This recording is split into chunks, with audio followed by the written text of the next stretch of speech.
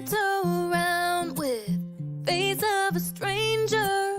Quiet observer, never get too close. I see the world, but it's through this window. Another side to see, I'm ready to know. Not every story's written on a sleeve. Some stories take digging deep. Eyes wide open, words unspoken. Where are you going, darling? Where have you been? Stories to tell, emotions we felt, good and the bad in the hands we've been dealt. I wanna know why, I wanna know why you're the way you are.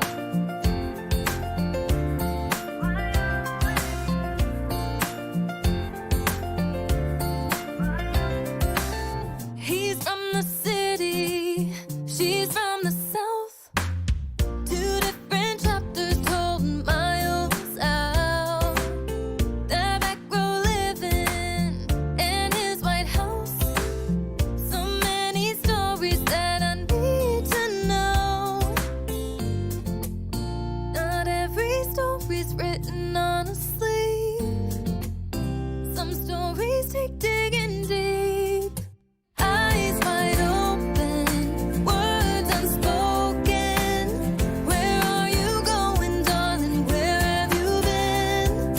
Stories to tell, emotions we felt, good and the bad in the hands we've been dealt. I wanna know why, I wanna know why you're the way you are.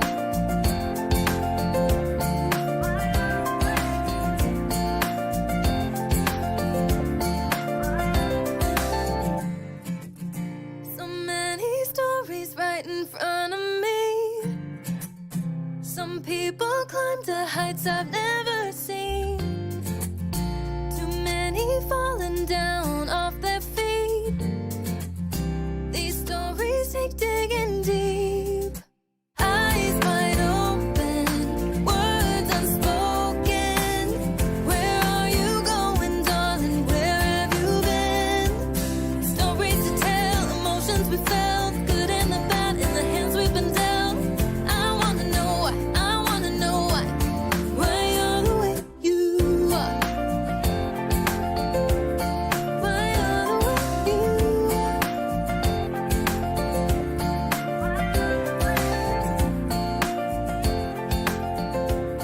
Why you're the way you are.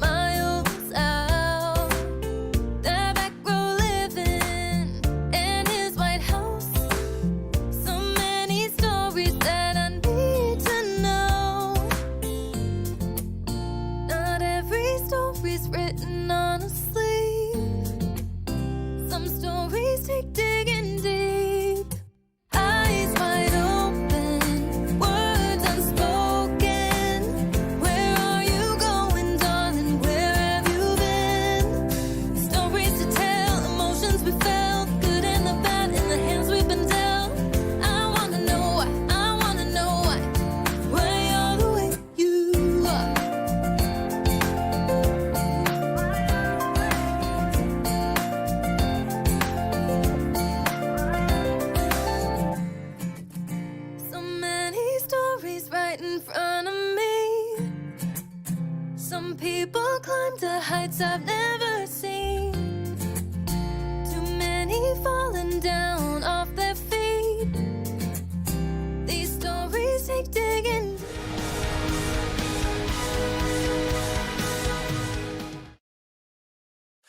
Ladies and gentlemen, welcome to Silver Sunday, hosted by Roland Man.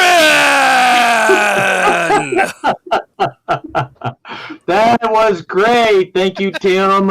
And it's so funny because I know I told you guys this, but Brett and I have been working on the podcast, and so the very first ones, when you first started doing that, I'm hearing those again. I'm like, I haven't heard those in a while because you've been on the Wednesdays. So, yeah. So thank you. So if you've noticed, we do have a new face with us this week. Not a new face, but an unusual face. Not usual. And you're clean shaven, Tim. I am. Yeah. Did you have to go back into the office or something? No, actually, we don't have any sort of grooming standards when it comes to facial hair, which is great. But it's just felt like a change. Cool. It looks good. It makes you look younger. Sorry about that. Someone just sent me a Discord message, and I'm like, wait. So when I clicked to respond, everybody went away. I now see Tim's. I guess whoever the noise is. Yes. So anyway, Tim's filling in for my son Brett, who is scrimming tonight as they get ready to start PCS 4, I think it is, maybe 5, I can't remember, this coming week. So he had some drama happen to his team last week, and so he's on a new team, and it was really fast, and they're getting ready for PCS 4. So for those of you who aren't familiar, that's a great big PUBG tournament, and so we're kind of excited that he's got to that. So thank you, Tim, for stepping in and producing for Brett. Let me see if I can't get back to my regular screen here. What did I do? Oh, there it is. Okay. So this is Silver Sunday. Welcome to our Silver Sunday stream. I am the host. I'm Roland. I'm the chief cook and bottle washer, and I write a couple of comics. I write that one right there. That's Cat and Mouse. And I write that one right there. That's Trumps. And a couple of other things in production that hopefully we'll get to see real soon. Next up would be Barb. Barb, tell folks who you are. I'm Barb Kellberg, and I am the creator, co-writer, inker, and colorist for Divinity, which will be kickstarting this issue number 2 in May. I'm the inker on the original run of Cat and Mouse for Silverline here, and I'm the colorist on Sirens, and I am the CFO of Silverline, so I'm always pestering Roland and BJ for information and invoices. I get emails that's like, hey, on this date there was this amount, what is this? And I'm like, I don't know. Can't you make something up? You better find out. That's exactly what she says. Well, go look. Send me this. Send me that. Send me this. So I think I've kind of got some of the invoices down. So I've got them and started forwarding them to you this week. So, and I think we're going to get us another guest. Hey, there she is. What's up, Haley? Hey, Haley, since you just jumped in, I'm going to go ahead and let you go next. Haley's usually with the Wednesday Whammers, but I was swapping messages with her, and I said, hey, why don't you join us? Why not? All right. Yeah, so I'm tell everybody. Oh, you want me to go? Yeah, tell everybody who you are. Okay, so I'm Haley Martin. I am the artist for the upcoming Silverline comic Bear, or Bear, for one wants to say it the correct way. Yeah, I'm working on that. Bear. I also, Bear, I'm going to get that bear. Yes. So, bear, shoot me a bear. Yeah, so I do that, and I also write and draw my own webcomic called Heroic Shenanigans, and yep, that's what I do. Cool. And it was very Haley and I swapped some emails. I can't remember if it was last week or this week, And I did not realize how close to completion the first issue actually is. So I'm very excited about that. Yeah, it's almost done. So, yeah. So I'm excited about that. So, well, we're glad you're joining us, Haley. Aaron, tell folks who you are. I am the penciler on Fire Rush, which I think did Fire Rush launch. I think we launched April, second issue. And I'm also a penciler on a comic called Obsolete, which is coming out. And I'm actually penciling page 5 right now. I should finish that up tonight. Wow, you're jamming. So, yeah, I'm having fun. I get to draw sci-fi and aliens and robots. So nice. It's definitely up my alley. It's a change for what I've been doing fantasy, so I get to do sci-fi. So yeah. Oh, I read your Heroic Shenanigans, Haley. That was pretty cool. So I'm up to date. When did you drop updates? I've been doing them on Wednesdays and Saturdays now. Hopefully for a while I'll be able to do twice. Okay, yeah, I'll definitely check back in. Yeah, I liked it. So yeah, that's me. Yeah. I've seen your comment. Thanks. Hope you like it. All right, next up is Curtis. Curtis, tell people who you are. Sure, I'm Curtis Fujita. I'm the creative director at Silverline. I also teach Kung Fu, and I'm combining the two things into my next project for Silverline, which is called Shadow Ghost, the Kung Fu comic by a Kung Fu master. And that's me. Yeah, I talked about you and your comic a little bit this morning. Nice. The guys over at Sunday Funnies convinced me. They sent me messages last night, and they convinced me to get up early this morning and join them for their stream Sunday Funnies this morning. And somehow they got to talking about Kung Fu, and so I was able to cool. toss in a little, hey, we got a comic coming up, and they're like, oh, that's really cool. Nice, thank you. Thanks for the shout out. Absolutely. And next up is Roberta, sporting a very sweet shirt tonight. Yeah. What's up, Silverline people? So I'm coloring for Silverline for the next Cat and Mouse and the new title Silverline Team Up Champion and Miss Fury. And those are both in production right now. Exciting. Yes, they are. As well as the remix book, Pendulum. Yeah. I saw the cover. I'm like, Pendulum. That's right. And last but not least, sporting his throwback 1970s Kiss concert shirt. I don't think that's a concert shirt. I just think that's a shirt, right? Yeah, it's just a plain Destroyer shirt. Oh, but it's got 77 on it. So. Yeah. Is Wamba. Wamba, tell everybody who you are. I am the penciler on Cat and Mouse. I would say like the upcoming mini, but yeah. So that's what I'm penciling tonight. Nice. So the upcoming mini, as well as the final issue of the current mini. So yeah, staying busy. So Kickstarter news, since Aaron mentioned Fire Rush, I anticipate getting a message from our good friends at Kablam telling us that I can come get the books tomorrow. Probably won't get them tomorrow because I don't think I'll be able to. But I'm anticipating a message from them. So I even if I don't get it tomorrow, I should have it pretty early this week. And then we'll start fulfillment immediately. So hopefully the first books will go out the end of the week, or I shouldn't say hopefully. They absolutely should go out the first of this. The middle to the latter part of the week. Thought they would be going out now, but we're just a few days behind. Mostly because I forgot to send them something, which I won't confess that I did on the air. But I did forget to send them something, and but I should have books within the next couple of days, and we'll start fulfillment. And then, yes, as Barb has already mentioned, we've got the next one already geared up and ready to go. So that is our Kickstarter news. Any other news? Anybody else have any other news? Did you forget Tim? It kind of, well, okay, Tim, tell everybody we kind of did it in early, but it wasn't the full credits. Okay, yeah. Yeah, I'm Tim TK. I'm the associate editor at Silverline. So that means I help with the blog and the craft series, where we have Silverline creators talk about the craft of making comics. And I'm also the writer/creator on Wolf Hunter, which is a World War II espionage spy action thriller type deal. And it's also very, very close to completion, which Yes. yeah, he neglected to say. I So, have wrapped.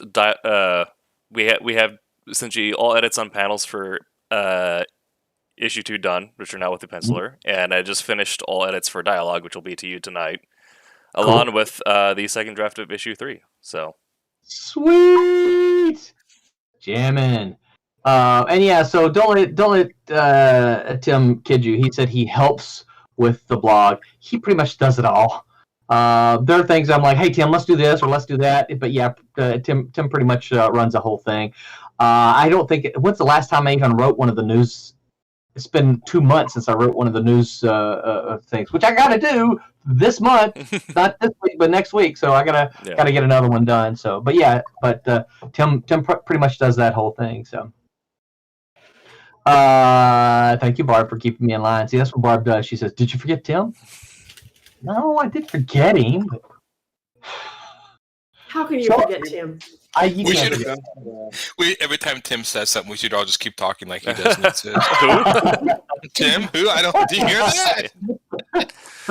You mean like you usually do for Curtis? Yeah, usually I just and me and Curtis have that psychic link where he starts to speak. This. Yes. Yeah. It's like we complete each other's. Exactly. Yes. Yeah, no. It's funny, because I went on that Wednesday wham, and you called me the interrupter, and you said you didn't interrupt anyone. I'm like, because Curtis wasn't on. True. I was off sync. I was not lining up perfectly. So, now, Haley, you've met everybody here before, right? I mean, you've kind of been in a. Yeah, I think I met her on Wednesday. Yeah. Yeah. The only ones I wasn't sure about were like Wubba and Roberta. So. Yeah, I think so. I met you Okay. a couple times now, Kaylee. Yeah. All right. So I don't really have any news other than that either. So our topic this week is sidekicks. What's the first thing you think of when you hear sidekicks? Anybody? Robin. I think that's the original sidekick. I mean, how can you not? Is he the original sidekick though? I don't Is think he was really? the original. Yeah. Maybe he was original to me because he was like the first. Okay, yeah, I can see that. Wasn't Bucky the original sidekick? No. Was he? The black hair had a sidekick. Oh, really? Yeah, a lot of those public domain characters, they all had sidekicks. It was Yeah. like the Yeah. thing. And You know, a with, lot of the side. let's say it. Were the sidekicks introduced to get kids into reading comics? Wasn't that their main primary goal? Yeah, I think so. Not into reading it, into having characters that they could associate with. Right. Yeah, but on the other hand, Robin and Bucky both, especially Bucky, they're like, what, 12, 13 years old? Bucky's in a war zone. Yeah. Exactly. Conscription laws were very loose in New York in 1930. Yeah. Robin's a kid, he's dragging around at 2 o'clock in the morning with Batman. I mean, There were free-range children. Yeah. Yeah. I always thought, like, every time Robin, when he's supposed to be that kid, like, punch or kick somebody, I'm like, is he really doing that much damage? I mean, I've had a 12-year-old punch me, and even if they're trained, it's not like I'm down for the count. I mean, I'm sorry. But I guess you got, like, It's not like he's dead. Yeah, I guess it depends on the quality training. Like if it's just some kid throwing a haymaker, it's not gonna do much. But if they do like sport karate or they've taken like actual boxing lessons, which I mean Bruce Wayne was Golden Gloves of Gotham, I'd imagine. Yeah. What's your opinion on that, Sifu? No, I mean, I you know what I think of is when I think about that stuff is I think about knights and squires. Like I almost think of it as that kind of an analog to that, like apprenticeship, right? Yeah. So I almost see it hearkening back to that, and in that sense, I could see the kid being in that kind of scenario. Yeah. But and we kind of talked a about 12-year-old could take. You think a 12-year-old could take down a Nazi? I mean, the thing that I would say is in any scenario, anybody's dangerous anytime under any circumstance. And if not to get too dark, but you go into like, really war zones in third world countries and stuff like that. Those are some scary kids out there, you know. So it all depends. Now, And also, Dick Grayson, not so much, Yeah, maybe not. But also, a lot of standing armies, they're actual fisticuffs, like hand combatants. It's pretty lacking. The United States is actually unique in that Marines have their own combination mixed martial art. Yeah. But most other standing armies, they're like, just shoot the guy. Right. You have a gun, use it. Yeah, standing armies. Of course, special forces are completely different scenario, but yeah. Yeah. But we were kind of talking on Wednesday OM also, sort of the first, to your point, Curtis, the first sidekicks you really see as a literary tool was like Lancelot in Arthurian legend, or Sancho Panza for Don Quixote, the squires to knights, and perhaps a bit more well-rounded than earlier sidekicks in comics, but depending on quality of writer, you do also see those archetypes used in comics as well. Right. Sure, and I'm a big fan of like pulp novels and old time radio, and so I also think of like Tonto and the Lone Ranger, Kato and the Green Hornet. Yep. Like I think of those as very very very competent versions of sidekicks. In that case. Oh yeah, I liked Kato way more than I ever liked Green Hornet. Yeah. Oh yeah.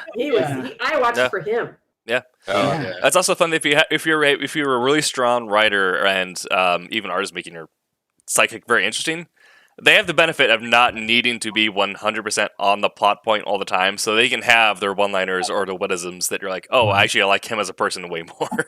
Well, if we're going to go way back, Dr. Watson was Sherlock Holmes's sidekick. Yeah. Good point. Yeah. Also, just a very equal sidekick too. It wasn't necessarily that he existed there just to help Sherlock. It's that Sherlock is very good at the bidding the pieces together, but Watson was just as smart in terms of social circles and actual negotiations of dealing with the various nobility that Sherlock needed to look into. Right. Yes, his social abilities were very much lacking. Yeah. That's where. So what?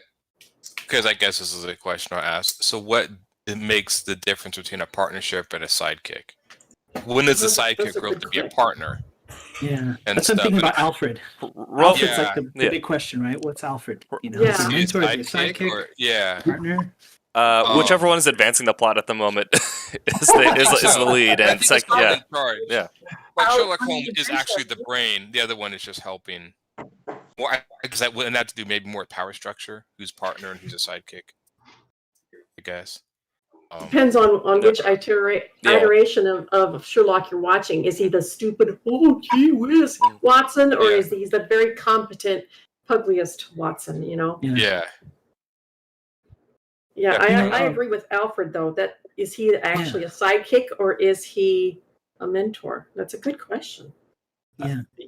Yeah, my thoughts would be more that he's a mentor, because he doesn't really accompany Batman, right? He advises Batman, but he doesn't really go with Batman on his missions, and it doesn't help him in the sense of he doesn't go out there. Now I do remember in one cartoon watching that Batman was actually flying the Bat plane and picked him up one time. Yeah. I can't remember what that was on, but. It was I'd almost say like he's kind of like the wise man, kind of like the sage sort of character. So we're talking like Spock would not be Kirk's sidekick then. He would be the wise man I would sage. think he would be a partner because he's an equal member of a crew. Because it also depends on the timeline, because the alternate timeline Star Trek in the new movies, Spock goes on just as many ground missions as Kirk does. Yeah. Yeah. And I would also say there's kind of a difference between a sidekick and an ensemble cast, right? Yeah. Yeah. And that's what I want. Go ahead. I was saying, we also talked about this a little bit, is if you get an ensemble, but you decide you can essentially sidekick all of them if you make it an ideological based ensemble. We talk about Hickman's current X-Men, where they have one ideology, which is encompassed by three main characters who they kind of pass lead back and forth, but everyone else then assists one of those characters throughout each arc. So Xavier's always the lead, and then you actually end up seeing Cyclops, Wolverine, all these other people serving as a sidekick to Xavier, progressing. The 3 things that get done in each story. That's what I think about it, is your main character is going to be the one that has the inciting incident, the turn, and the climax. They're the ones that take the definitive action. Your sidekicks are there to help, and they can progress other points, but they're not the ones progressing those 3 main points. It was funny. My friend. Hey, Wubba's been trying to say like 3 times. Sorry. So we're talking about Alfred. So what would Frenchie be for Moon Knight? Good point. It's been a while since I've read Moon Knight, but I'm going to say Frenchie kind of falls in the same category, doesn't he? Well, it's like get to Mark Spector because Frenchie does both. He has been in battles, but he's also a butler. Yeah. I'd say, especially Mark Spector, where he's just going crazy. Like, Frenchie's just murking people, too. Mm-hmm. Yeah. Yeah, it's been way too long since I've read Moon Knight. But yeah, I guess if he accompanies him, then that's more sidekicky than butlery, right? Mm-hmm. Yeah. There's sidekicks too that have started as sidekicks and gone on to become their own heroes. Yeah. And my favorite, this is going to come as a huge shock to you guys because I spent so long on the book, but Bart Allen as Impulse. He started out as the Flash's sidekick, and then he graduated to his own book and became his own own hero, and kind of eclipsed actually Flash there for a while. So that was a start. That was a typical sidekick that grew into his own, kind of like Nightwing. Yeah, and Roberta, I didn't even think about this. Roberta, you want to share? Are you drawing? No. I'm opening and closing a couple of them. I will though. Okay. Unless wants to start out, and I can join up in a minute. It's funny, and I'm going to ask this because maybe I don't know. My friend asked me today, did Wonder Woman ever have a sidekick? And I don't. Did she? A flying horse? She didn't have a flying horse. That wasn't She-Ra. Was that She-Ra? Maybe She-Ra had the flying horse. She had the visible plane. But strangely enough, do a lot of the female superheroes have sidekicks?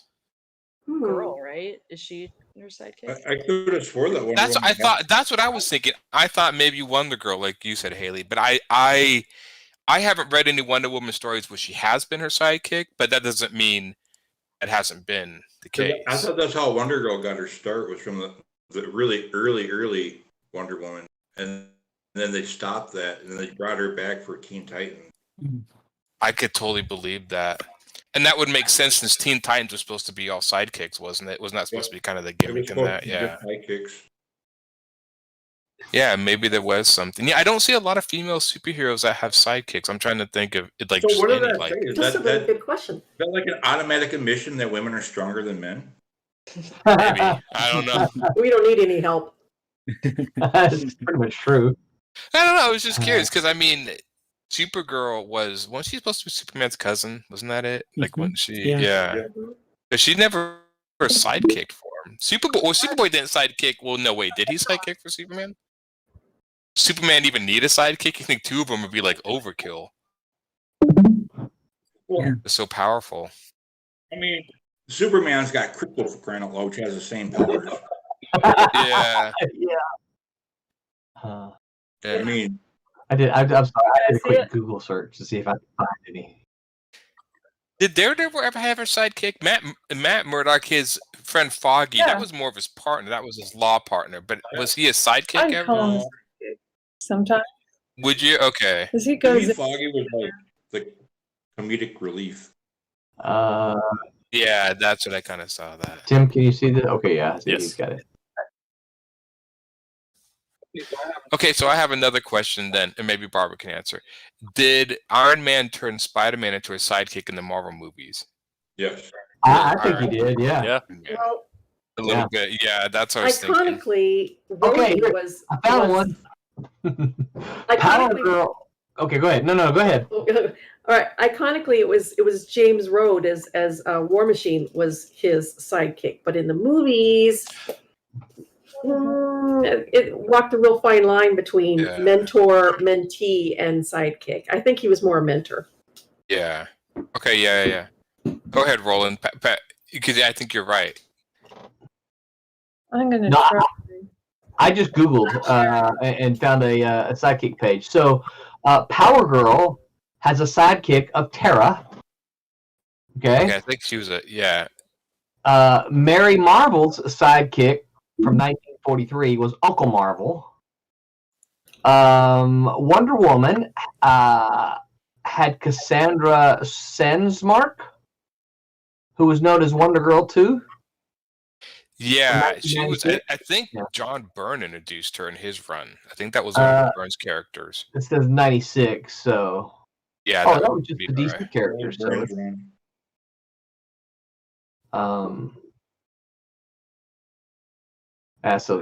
so I'm just kind of there's a whole thing here on the sidekicks. So, and then a lot. What are these? Is this Golden Age independent and non-US titles? I don't recognize half of these names here. Jomke, Lembic, Davy Jones. Wasn't Davy Jones one of the monkeys? Yeah. Duck Girl. Duck Girl had a sidekick of Finch. I don't know. Did you say Duck Girl? Duck, quack, quack. Duck Girl. Yeah. Cow. Well, strange enough, Roland, you don't consider a cat and mouse sidekick and partner. You consider them equal partners. Yes. Yeah. Okay, Yeah. yeah. They're partners. That's the way it seemed like you wrote them. Of Yeah. course, I don't think they've actually teamed up in the new version yet. They're still getting together. as part of Well, it.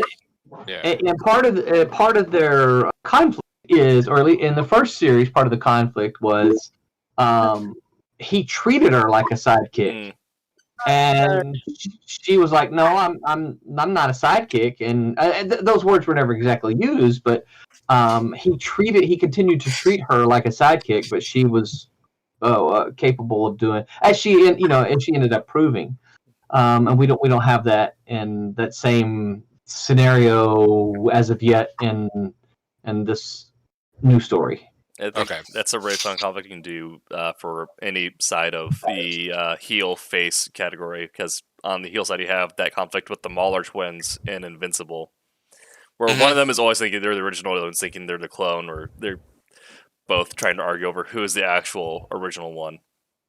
That was one of my favorite, because I think through the whole series, especially the comic series, that was like they never stopped arguing about that. Well, they mentioned they had to do it like that, so one didn't wake up knowing they're a clone and have an existential crisis. But Yeah. So they're both So Stephen Brown says, when Supergirl was first made, Jimmy Olsen was on a totem for Superman to a companion, and then they retconned her as Superman's cousin later on. Okay. So she was supposed to be like intimately involved with Superman or Jimmy Olsen? I mean, companion as far as like romantic companion, or companion is just like a partner? I don't know the answer. Okay, so the question must not answer. Okay, maybe. Yeah. Jimmy's always been a sidekick figure for Superman, but Yeah. I'm not sure about Supergirl. Yeah. So I guess all of this, the part of kind of what we're talking about. What is it? What is it that makes a sidekick? What is it? What's the difference between? And let's talk about. And Stephen Brown just said it was a romantic companion. Okay. Oh, it's supposed to be. Okay, it was. Yeah. So what's the difference then? How do you determine then what's a sidekick and what's a mentor or a partner or just a colleague, right? Just someone else in the story, right? Because not everybody who participates can be, a sidekick just because they go along with them, right? So when you're looking at that, what makes a sidekick? Short round to Indiana Jones. And it's strange enough that a sidekick had to technically be younger than the main character. I think inexperienced, and usually that falls under youth. Yeah. But I would say less experienced, definitely. Yeah. Is this kind of? I wonder if this goes back to the idea of sort of the Greek philosophers taking boys as like that sort of mentorship, not anything, but like the idea that they would take Or Right. is it sort of mentorship and teach them? Well, I wonder if that's kind of initially where it started. well, that's where we got a lot of our ideas of classical storytelling is from Greek mythos. But I was also thinking that I don't necessarily think younger because I mean Sancho Panza was older than Don Quixote, but he's still his squire. But I think it from like a purely plot standpoint, being a writer, big surprise. But the hero must be the one who always advances the three core parts of the plot. Yeah. And the psychic, if you're doing well, should be developed to have their own wants and motives, but they're the ones who serve in helping that hero achieve those plot points or in some way Yeah. lead to the hero's advancement. And another way to think about it is he was younger, but Jason Todd letting Batman fail a plot point essentially, but advancing Batman's character by having him learn a moment of super crippling defeat that you failed so badly that the key to protecting is now dead. Yeah. Definitely. I don't know if you folks ever. There was a book by Howard Chaykin called "Power and Glory." It was actually by Melville, and it was a really interesting book because it was actually about this guy who posed as a superhero who had no powers, and I think he had powers, but he was a complete coward, and this undercover black ops guy that would actually do all the work for him. So it was like this kind of Cyrano de Bergerac kind of superhero story, and it was almost like the main character who was the superhero was almost the sidekick for this black ops guy that was in the background doing all the heavy lifting, So it was a neat play on that dynamic. So one of the things that Tim mentioned about the hero being the one who has to answer the questions. There's a reason. That's the reason I hate one of these books so much. That I'm looking for it, and I can't remember the name of it. But it's a book that won all kind of children's book awards. It tends to be a favorite more of females and males. It's about a girl whose dad has gone missing, and it's magical. And she has to go looking for him and find him find out where he is. They did a movie of it not too long Talking ago. about A Wrinkle in Time? A Wrinkle in Time. My favorite books. That's the worst book ever. Oh, Because Meg is the main character, right? Meg is the main character. And literally what she does, we gotta go find my father. And the dude steps up, I think we should do this. Yeah, you're right, let's go do that, right? And then they go do it. Yeah, that's the thing. Gosh, I hate that book. That's the thing we got hammered into us like all throughout like BFAs and MFAs is let your protagonist protag. Yes. Yeah. And that's the problem with The Wrinkle in Time is that Meg doesn't. She complains all the time and says she gives voice to the fact I need to go do this. I need to make this happen, right? Mm-hmm. And then I forget the dude's name, but the dude steps in and says, "Come on, this is what we need to do." She says, "Yes, let's go do that." And I'm like, "Wait, what? No, you go do it." Haley seems like she has an opinion on that. Yeah, well, I love that book. So why did you love the book? I mean, it's just very different, like, because it's like sci-fi, but kind of like, it's like more conceptual. I don't know. It's just like weird. Yeah.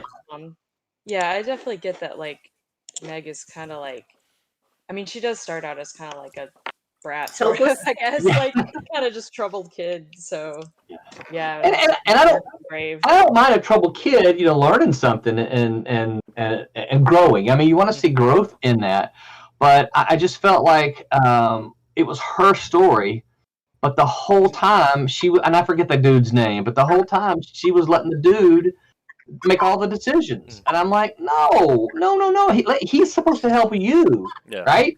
That's kind of the counterpoint to that. It's a vast counterpoint for many reasons. It should not be enjoyed by the same audience. But the Venture Bros, I forgot the name of their bodyguard, but the Venture Bros are these teenage boys, and they have this 30-year-old bodyguard who is an internationally renowned assassin, Brock Sampson. So the Venture Bros do all the story. They fumble their way across the plot points. It's kind of like messing their way up from beginning, middle to end. And they're pro-tagging in the worst way possible, but they are pro-tagging. Brock's just there to kill all the people that they leave behind. He's there to tidy up any loose ends. So something happens or whatever happens, they're they're in a meat locker. One of them accidentally gets himself stuck on a hook, gets pulled out. They go into a frying pan. One of them accidentally boils off their leg, and they fall off to the next point. But meanwhile, they're being chased by these people, and Brock's is there stabbing them in the background. So he's sidekicking, and he's arguably the more experienced, actually intelligent person, but they're the ones who are progressing the plot. It's just like a Big Trouble in Little China, like one of my favorite movies is like that. Like the main character, Jack Burden, is just a complete moron. And the guy who's supposed to be the sidekick, Wong Chi, is actually like the guy doing all the work and being successful. And it works so well. But it's still the idiot who's the one who's doing all the plot points. He's still the one doing the right choices, the wrong choices that move it forward. Yeah. But it's the more experienced person who's doing the right stuff, but only to assist the person who's already screwed up. Oh yeah, I still think my favorite line is when he's like, "What does that sign read?" It's something like, "This is the 7 depths of hell" or whatever. And he's like, "Really?" It's like, "No, it says keep out." Yeah. What about some classic cartoon like Hong Kong Phooey? Anybody remember Hong Kong Phooey? Oh yeah. Oh, did he have a sidekick? Yeah. The cat, right? Yeah. The cat was always with him. And Hong Kong Phooey was an idiot. He always did the karate stuff, but the cat is the one that always. Am I the only one to watch Hong Kong Phooey here? No, I remember it's not ringing a bell for me. Yeah. They did the same thing in the Gadget with Penny and the dog. When the Penny and the dog were almost both sidekicks, Inspector Gadget, he would just fumble through it like Adventure Brothers, but they would clean up behind him. What was the dog? Yeah. And that was the thing with Hong Kong Phooey is that he was so funny. Of course, you had to love him because he was voiced by Scatman Crothers, And but what would happen is he would think that he did all the karate stuff, a little bit like the Pink Panther, Peter Sellers of Pink Panther, right? He would think he did all the karate stuff, and yet it was the cat, his sidekick, that did it, right? And he would say, "Look at that, I'm the #1 super guy," right? And the cat's over there going, "Yeah, right, it was me." Would you like would you get okay? So Dynamite and the Falcon, it was a Blue Falcon. Blue Falcon, yeah. Yeah, that was Dynamite was a comedic relief, and he was a sidekick, but he almost stole that show. You would almost say, even though Blue Falcon was supposed to be the protagonist, I would almost argue in that one Dynamite was the main character because he was the comedic relief, and the show was based around his antics most of the time. Interesting. Almost like they made a comedic show out of the goofiness of a sidekick.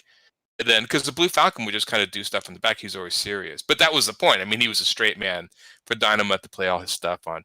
I remember always liking that show as a kid. Donkey and Shrek. Yeah. I love Donkey. Definitely. He was I think I like Donkey better than Shrek. Yeah. Yeah. More interesting. That's a moment where it's that kind of first rule where the Shrek is the protagonist, so he's beholden to progress the plot. Donkey's there for a good time. He's a chaotic neutral sidekick who's there to have his witticisms and romance a dragon. Yeah. That's right. Yeah. And the cat that was done by Antonio Banderas ended up spinning off his own show. Yeah, the Puss in Boots. Puss in Boots, yeah. That's really good. So, do you guys, when you create your own stuff, do you guys ever consider using sidekicks for your characters? No. No? I haven't. No. It's not that I wouldn't, but it's just not something that's. No. Do you think the idea is kind of outdated, almost like it's just funner to make them partners? Not outdated in a political way, but just outdated that it's fun to have, like, because I know you guys do Rook, Sniper and Rook, Cat and Mouse, and a lot of the characters that are duos in here are partners. Yeah. In Wolf Hunter, spoilers, I have sidekicks of opportunity. Where right place, right time, right skill set. Did you make that up? Yes, just now actually. I like that. But we talked about this on Wednesday Wham, but when you look at how every art form has evolved, comics are still one of the younger art forms, even though cave drawings are the oldest. But it always takes time to work out your legs. I mean, Golden Age cinema, it's classics, but also a lot of it's not great. So we're getting to a point now where a lot of writers are putting a lot more thought into sidekicks, and it doesn't necessarily lend itself to being the sounding board or the audience insert or the G. Willikers Batman. What are we going to do? Yeah. Holy man-eating plants, Batman. But you do end up getting sidekicks, but they don't necessarily present in the same way because there's a lot more time and development to go into them, and so we got that. You really see that in the Dick Grayson becoming Nightwing arc or Jason Todd becoming Red Hood, where it's about a sidekick having their own story and maturing, and the natural part of a mentee-mentor relationship is the mentee then graduates and goes on to their own path. Or they end up being co-opted into the same ideology, and you might see that in both the development of an ensemble, where someone who's learning something then joins the ensemble, and that was kind of Jubilee under Wolverine, almost to a point where Wolverine mentored her a lot, and then she's like, "All right, I bought in," and now she's full-fledged vampire mom X-Man. That's right. I thought, is she still a vampire? I don't know. They did so many weird things with that character. I can't remember if after the big hook in Hickman's X-Men with the fact that the No More Mutants thing, if she got brought back in her original body, because now they can do that. Oh, okay.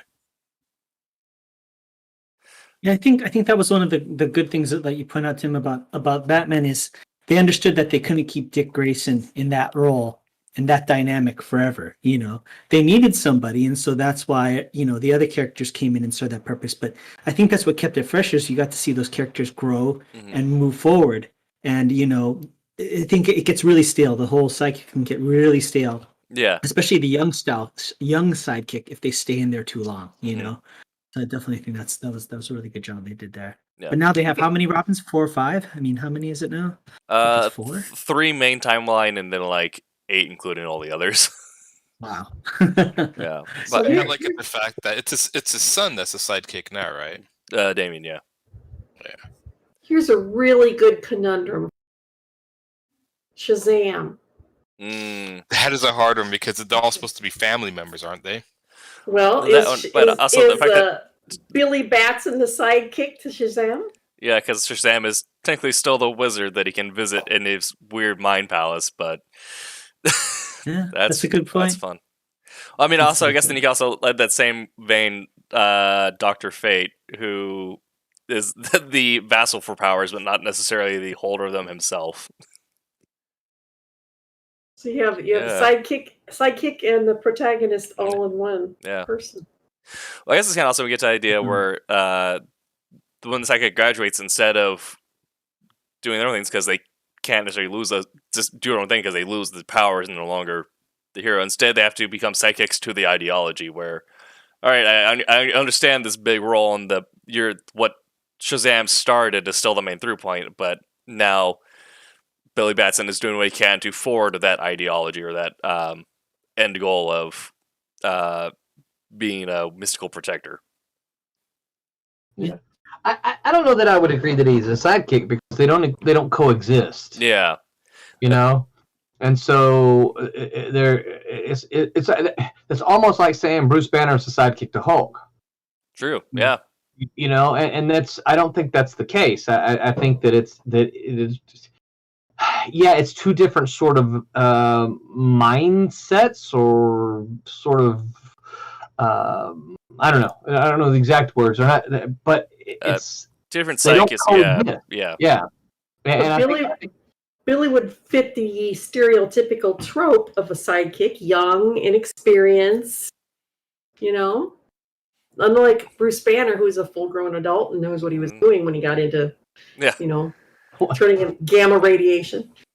But it's also what kind of might make Shazam stick out more doors if he does fit the stereotypes of a psychic, but does not necessarily fit the narrative role.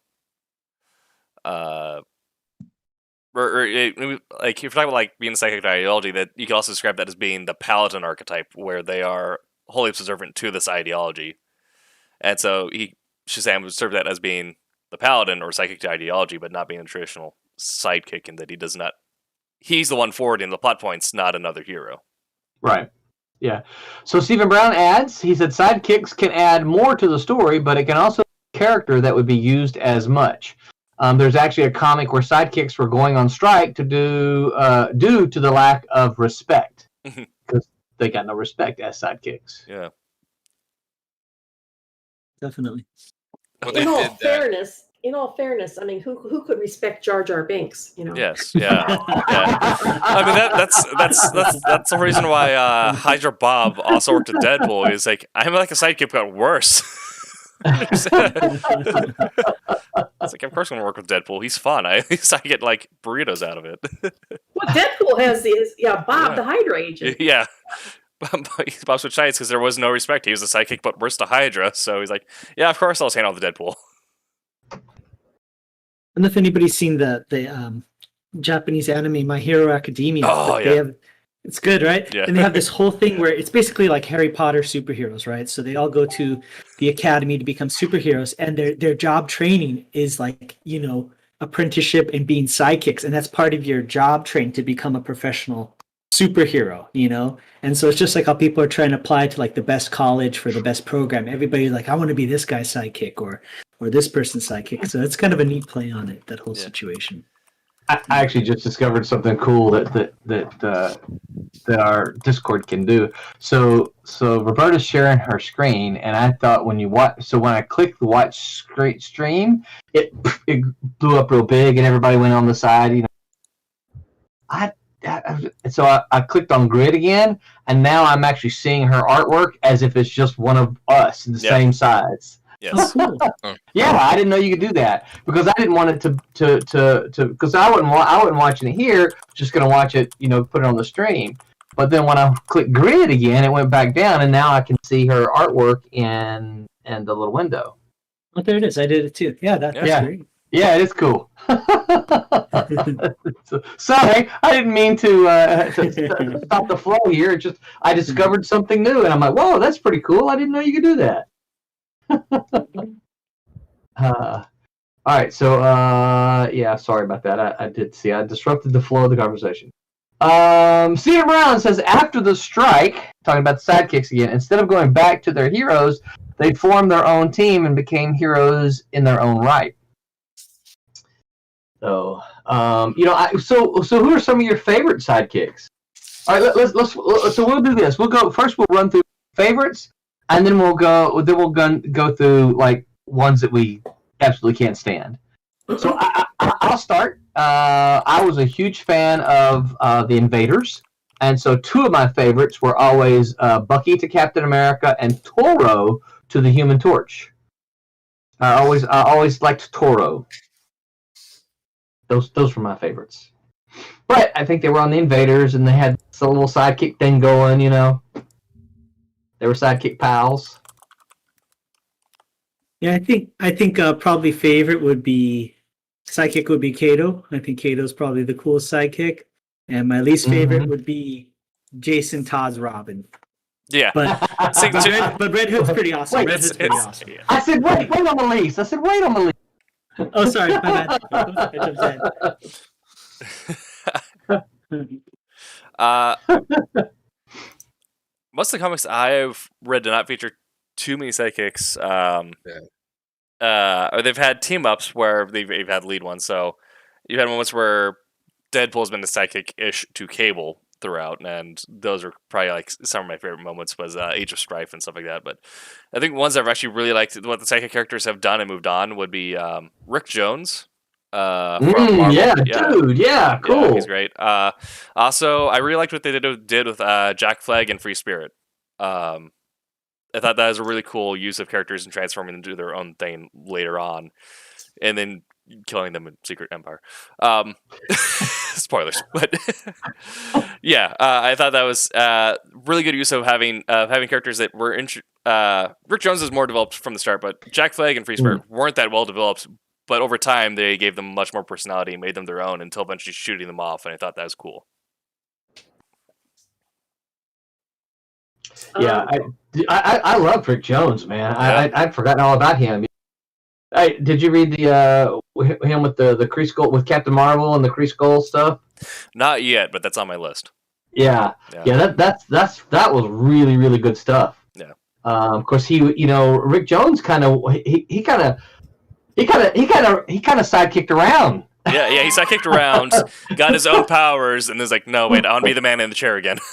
yeah. Because he was with Cap, he was with Hulk, then he was with Captain Marvel. Yeah. So the original Captain Marvel. Yes. Marvel. Yeah. Cool. Barb? I have for my favorites. I'd have to say Rocket and Groot for Star-Lord. Abe Sapien to Hellboy. Oh yeah. And Bandit and Haji for Quest. Yeah. For ones that I absolutely cannot stand. No, wait. Okay, that's a different one. Okay. Yep. Yeah, okay. well, yeah. All right, yeah. Abe, Rocket and Groot, and Haji and Bandit. Those are my favorites. Yeah, those guys. I used to love Johnny Quest as a kid. Oh, I love Johnny Quest. That opening used to scare the crap out of me, but I loved it. Yeah. It had a kind of animation that was unlike anything else at the time. Yeah. The Hanna-Barbera was always super interesting. If you ever watched Harvey Birdman, Attorney at Law, it's after they bought the rights to Hanna-Barbera's old cartoons, Cartoon Network just started poking holes at all the stuff in his cartoons, and one of them was Johnny Quest, and it's a very deep cut of an episode. I really love it. And then Rocket and Groot, Baby Groot's my favorite, but of those two, I liked Rocket and Baby Groot, and they just made such a great team to back up the whole storyline. Cool. Okay. Wubba, I can see your deep thought there. Who are your favorite sidekicks? Honestly, He's blinking on and off. And you can't call Paul Stanley a sidekick. Oddly enough, I like the shirt, but I don't like Kiss. Really? I love Kiss's visual, but Okay. I like four songs maybe. Wow. I like their first 5 or 6 albums. Well, yeah, I mean like Destroyer, Yeah. but that's maybe I'll give the disco album a try again. No. Yeah. Yeah. Once they went to that, it was kind of like Van Halen. Van Halen, once they did Jump, it was never ever the same after that. It's like, and Kiss had the same kind of point. It's like, once they, what was that song? I Was Made for Loving You. Oh, once they did that one, it's just kind of like, yeah, okay, forget it. Yeah. That's my daughter's favorite song. I Was Made for Loving You? Yeah. No way! Tell her that's the worst of all the Kiss songs, and if she likes that, it only gets better. She likes it because it's a lot like the K and J pop she listens to. Oh yeah, I can see that. Yeah. And she likes the Offspring. But yeah, so sidetracked. Favorite sidekick would be Dog the Lobo. Oh, okay. I would never really cared for the sidekicks, but I like Dog. I like Dog for Lobo because it was just funny. I don't remember if Martial Law had a sidekick or not, but I think he did. I just can't remember the name. I'm not sure if Martial Law did. I only saw him solo. Yeah. I don't. That doesn't sound familiar. Yeah. But yeah, I never really got into sidekicks.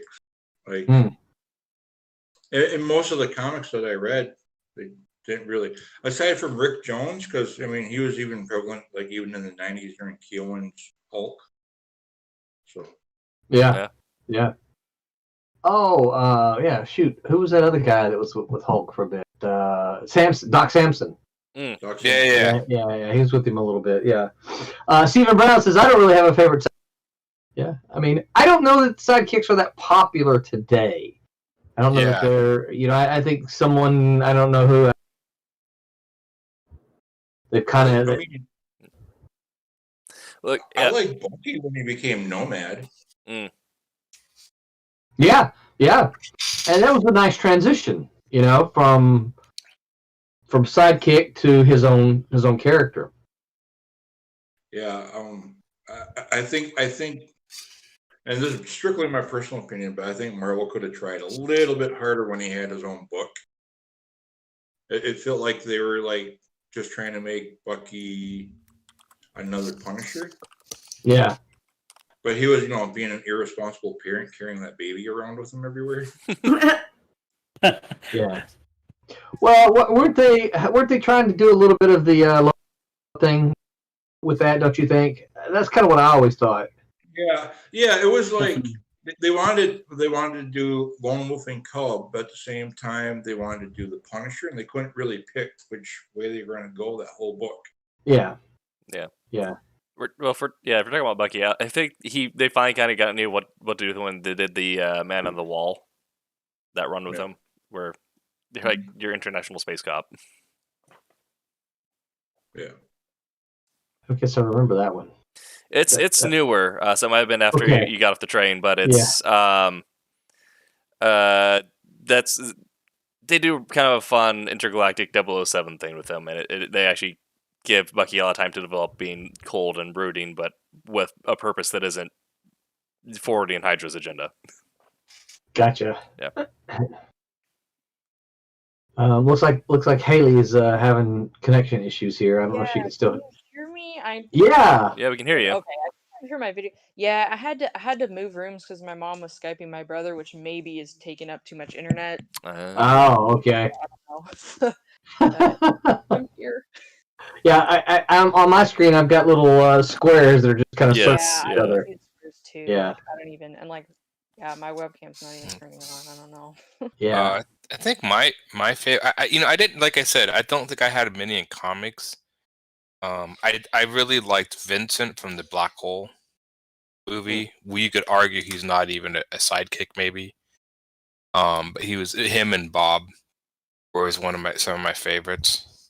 And then I did like Clank and Ratchet and Clank. Yes. He was made specifically to be kind of like a sidekick helper character. Yeah. I guess I like the little robot sidekicks. I don't know why. I don't know. I just realized that all robots aren't they little robot sidekicks, I guess. So. What was the name of that one for the Hitchhiker's Guide to the Galaxy? Oh.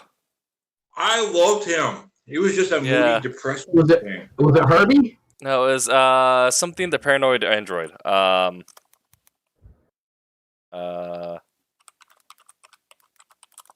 Somebody Google it. That's what Yeah. I was thinking Herbie. The other one I like was Buck Rogers, Tootie. It's I couldn't stand Twinkie. Oh my god! I remember I really liked the. When I was a kid, I really liked the dog robot from Battlestar Galactica. I don't remember what it was called. Was it Muffet? Muffet, I think, or something. I don't even know if this sidekick it was just supposed to be more of a pet. I think, of a robotic pet. But I always thought that was a cool He was concept. also annoying to me. I didn't like the robotic sidekicks. I thought Twinkie and Muffet were stupid. He was Marvin the Paranoid Android. Marvin the Paranoid Android. Yeah. I don't know why I could say Herbie. Marvin. Yeah. Herbie's a car. Was the robot in? Was it Fantastic Four? Right. Yeah. Okay. All right. And I did know that Herbie was the car. Yes. I knew that. Yeah. Tommy Portmani says, "Howdy, everyone." Tommy. Hey. What's up, Tommy? I did like the Danger, Will Robinson. Yeah. Hey, what about you? Before you get completely disconnected here. Yeah. So like, as far as psychic characters, like I've been like on a cartoon binge. Like I watched all the Teen Titans. Is she completely disconnected? I can't hear her. Oh, you Wait. can Yeah. I can hear her. Yeah. I can hear her. Stream can hear her. Yeah. I've been watching like the cartoons where like the sidekick, or like I guess like the young teenage characters, because not all of them are technically sidekicks, but where they are like their own teams. Like those are my favorite characters, like the younger ones. So I kind of haven't like watched and read, I guess, a lot of like them with their mentors, but more of like them being their own team, I guess. But if I have to pick a favorite, my favorite's probably Kid Flash. Okay. You talking about like Young Justice? Mm-hmm. Yeah, that's a Yeah, great animated show. watched that recently. Yeah, definitely. The first season is definitely the best. Yeah, They yeah. just add way too many characters, and I'm like, well, I liked the original. And Curtis, you may not know this, but an old Malibu connection worked on a lot of the character designs for Young Justice. Jerome Moore. Or more. Yeah, Mhm. and also another one, my friend Tim DeVar directed some episodes of Young Justice. He's I one of the did not directors. know that. What the heck? Yeah. Really? Yeah. So it's so many of the people in comic books went to animations. Just Animation, yeah. tangential. Yeah. Yeah. And just Wow. that was just as weird being someone who did not like Aquaman a whole lot outside of Darkest Night, and then Aqualad was super rad. And now they're doing Future State Aquaman, where Aqualad replaces Aquaman, and they're like, oh, it's Aquaman, but he's okay with stabbing people. I'm into it. Well, that brings up a good point. I'd be curious for everybody's take on it. What do you guys think about when the sidekick usurps the main character? I don't say usurps, but takes over the mantle for the lead character. Is that good, bad, or depends? I mean, that's the way it's supposed to be. I mean, Yeah. that's the whole point. It's the apprenticeship. Yeah. The apprenticeship. Yeah, I agree. Yeah. Go ahead, Tim. Okay, so yeah, especially if it's done really well, where as the reader, you get to know the sidekick and their struggles and their growth for so long.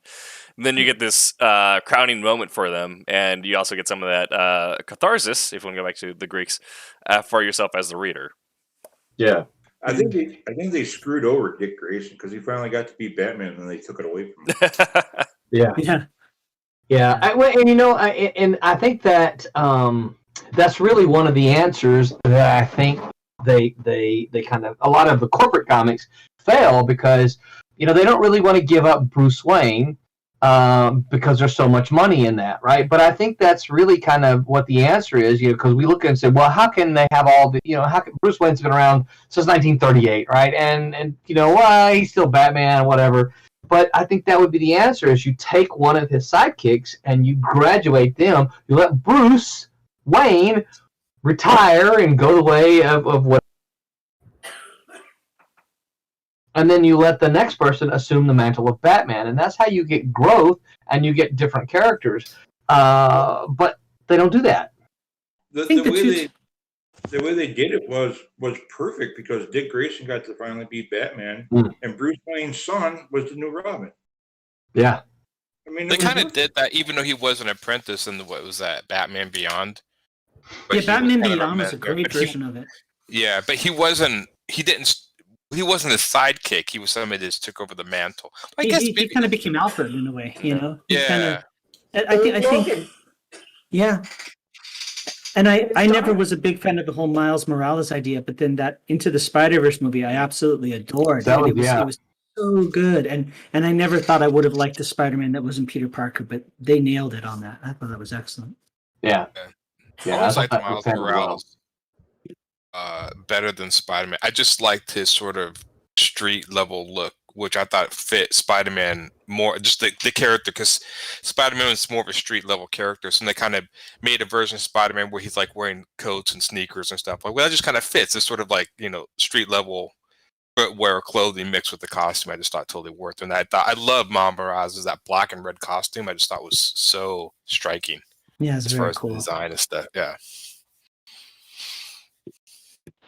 I actually just bought the concept art book for that, and it's insanely cool. It's like a big hardcover coffee book and shows all the development. Oh, I didn't know they did. Oh, so good. I highly recommend it.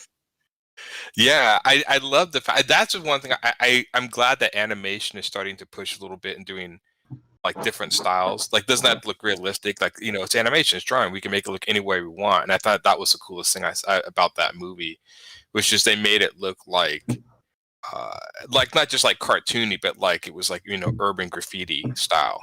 But then they also mix in like the classic sort of pop comic style with like the Zipnotone stuff. They would kind of just kind of an interesting style. I just love Kingpin's body to head ratio.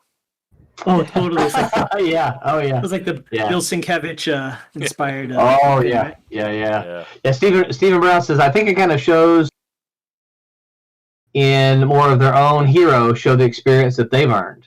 Which, I think that's kind of what we're saying here, and I agree with that. Yeah. And hello to Cassisi. That's right. Cassisi just said, "Hello, what's up, Cassisi?"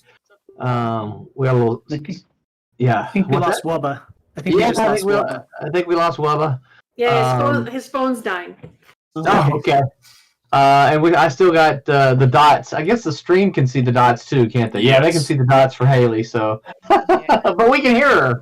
Yeah. So I think everyone has answered the favorite sidekick except for Roberta. Who are your favorite sidekicks or kicks, Roberta?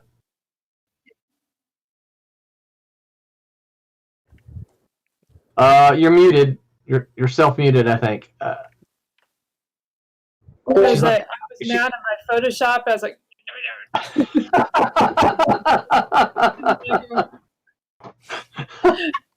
it does this weird, funky thing where it doesn't recognize the tool I pick like every 3 times I go over the toolbar.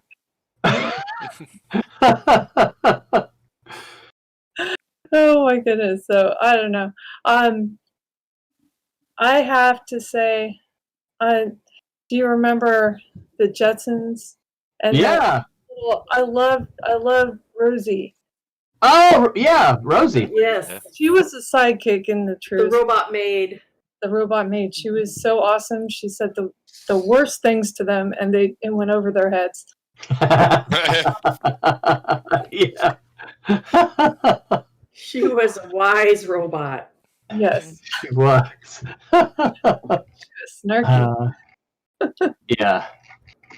All right, so we're at the halfway point, and I forgot to mention at the top of the hour, I forgot to mention Daytona Beach Comic Con. Why didn't one of you remind me of that? So our sponsors. So I got to get back on my list and start saying, okay, you're going to do this. So we're sponsors. We want to shout out to Daytona Beach Comic Con, who is one of our sponsors. Daytona Beach in September. There's going to be a Silverline showing there. There will be a handful of us there.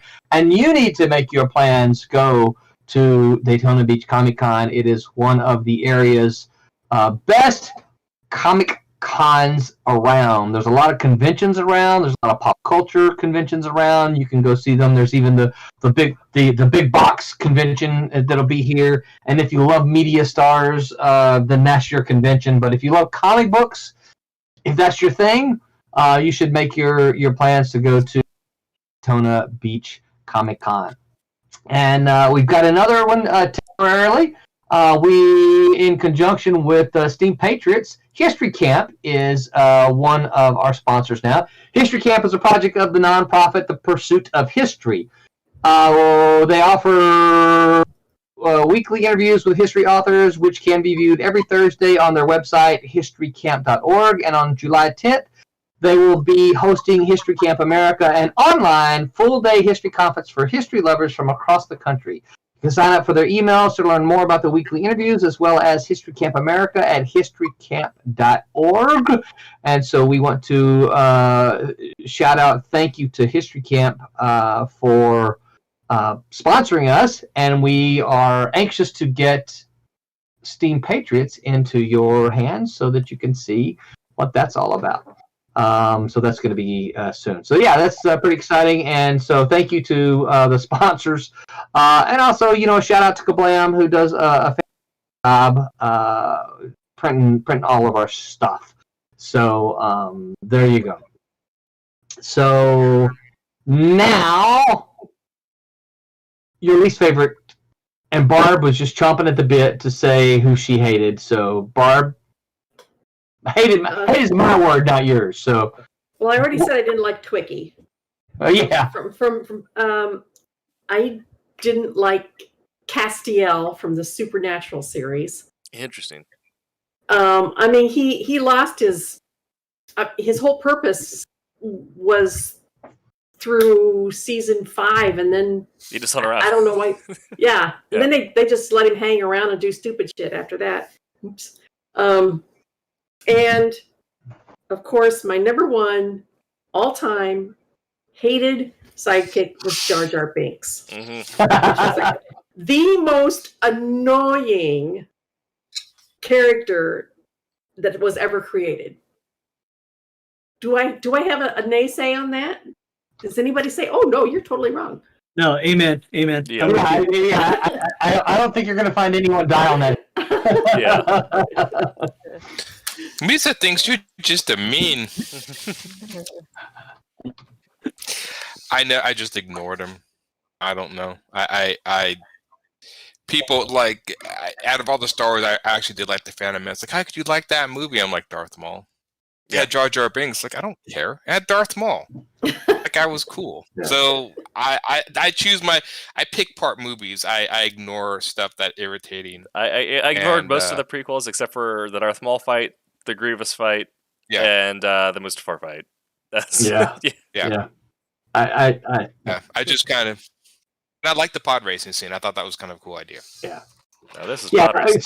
So not like here's the thing. I think not liking those movies doesn't mean there aren't elements about them that can still be cool. Mm-hmm. You know, because because I agree with you. I think the pod racing is very cool. Yeah. They created one of the best in 64 games ever. Yeah. But it didn't make it a good movie. Yeah. Have you? So we're speaking of Jar Jar Binks, who I'm not dying on the hill. But have y'all seen the video the guy put together? What if Jar Jar Binks was actually yes. Lord? It's no, it is really. You watch it and you're going, what? No, what? No, what? Maybe? Whoa, what? Really? Oh, and you're like, what if that was true? Now I'm gonna have to go look it up. Oh, it's Jar Jar was a pimp. Yeah. He was pimping that woman. Like, he was all like, because the whole time Anakin was trying to get on with Padme. That's Jar Jar was pimping that, man. You know what's going on behind the scenes. He's like, Padme, so don't mess with that guy. Come over here. And I'm not even going to say what he has, but let's just say Jar Jar has some skills in that area, right? Oh, God. Oh, my God. But there's a video going around. Could you ever rewrite that character to be something cool? Like, just take Jar Jar Binks. Could you take somebody so hated and rewrite him and make people like him? Well, he'd have to stop talking like. Yeah.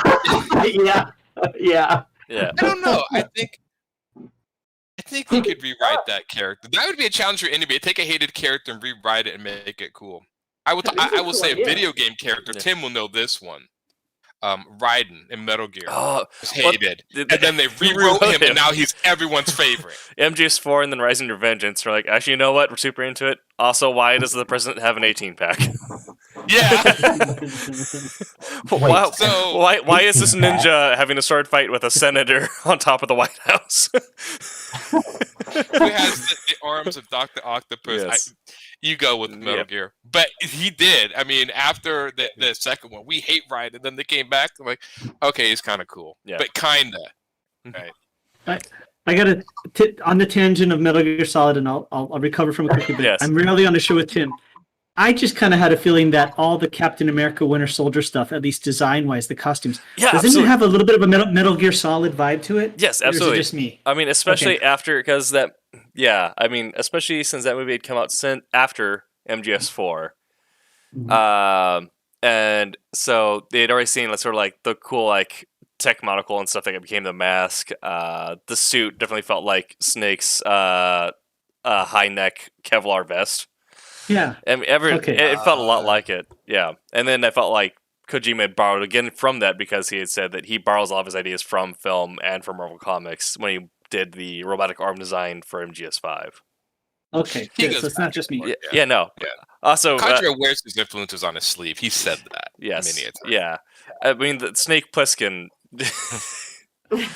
For those of you, he calls himself Pliskin in the second game. I mean, how much more obvious could you get? For those of you just watching and have not seen Curtis, Aaron, and myself on a show together, at some point it becomes Metal Gear Solid Cast. Yeah. We need sponsorship by Konami. That's what we need. Yes. Yeah, that's what we need. So, and I keep hearing they want to make a Metal Gear movie. It's in the works. Oscar Isaac signed on. They have had a director sign on. It's the guy who did Con Island, and Oscar Isaac has signed the contract to be Solid Snake. If they just remake the original Metal Gear Solid game, just that game as a movie, I believe the idea is it's either going to be like Metal Gear 1, the arcade game, or Twin Snakes. I can see Twin Snakes doing Yeah. it. Okay, we'll get back to comics. Yes. If we could talk about this all night. Well, I could also talk about one of my most hated sidekicks from the Metal Gear Solid franchise. Is going to be Huey, because he's Otacon but worse, and then also he stabs you in the back. Yes.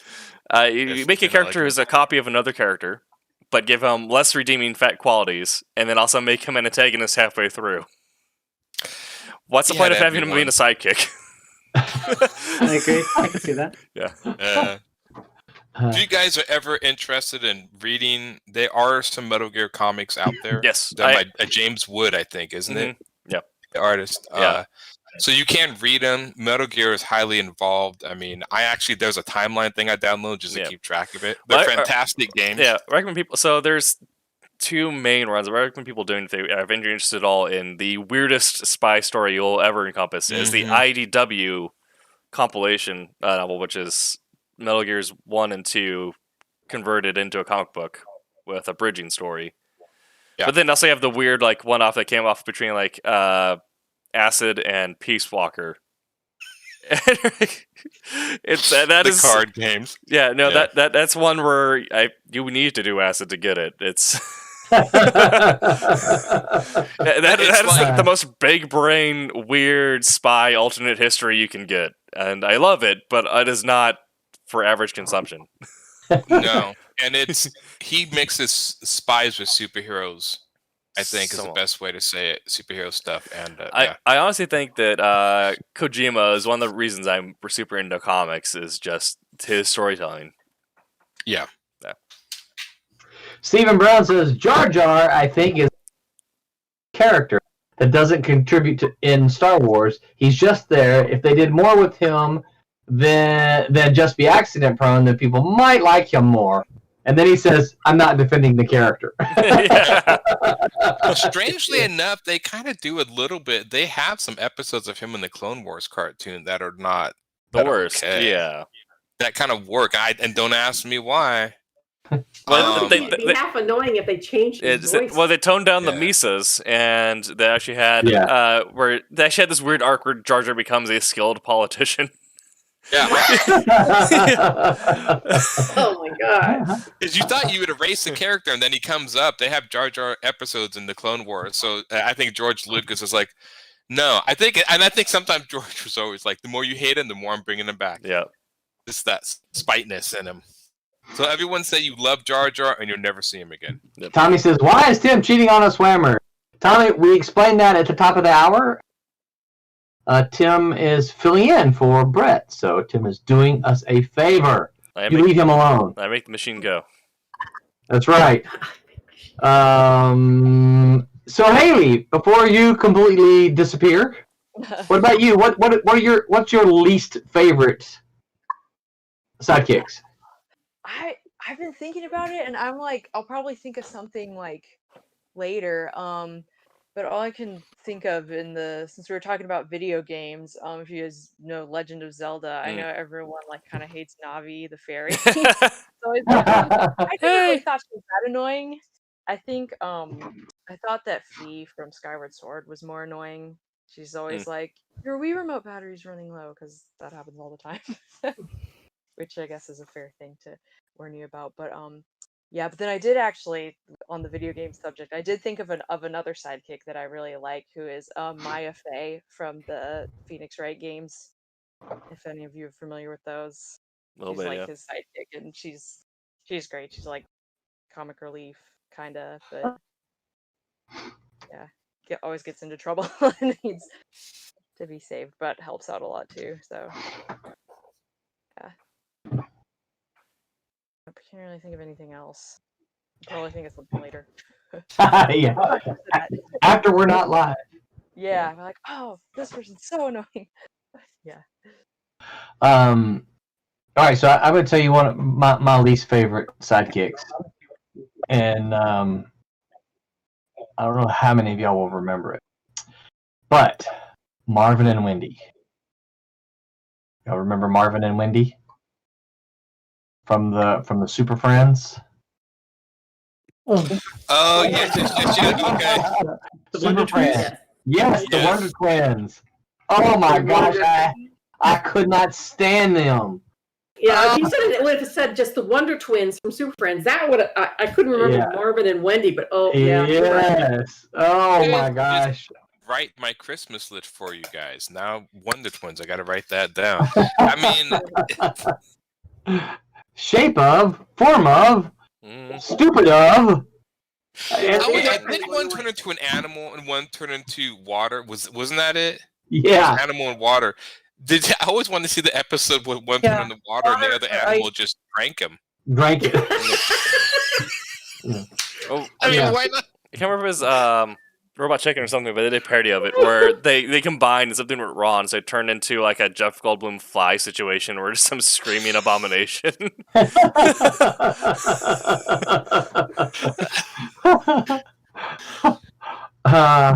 So Stephen Brown said, "I'm going to try to propose my comic to catalog this time. Good luck with that. Don't know much about what they are accepting these days." Cassisi said, "Snarf from Thundercats." Snarf! Oh, yeah, Snarf. Horrible. When you get deep into the lore, you realize that Snarf is a Snarf from the planet Snarf. Yes. I thought the kids were more annoying than Snarf. Snarf, snarf.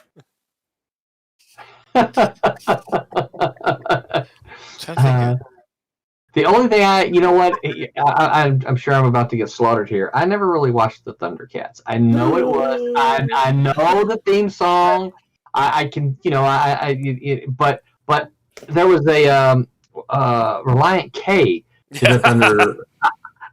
That's anytime I say someone says Thundercats, that's what I think. I'm lying. Oh, Yeah. Yeah. I I'd It say was my son's favorite. I mean, he's 36 now, but it was his absolute favorite. So, I saw it 400 you had to watch times. it. Yeah.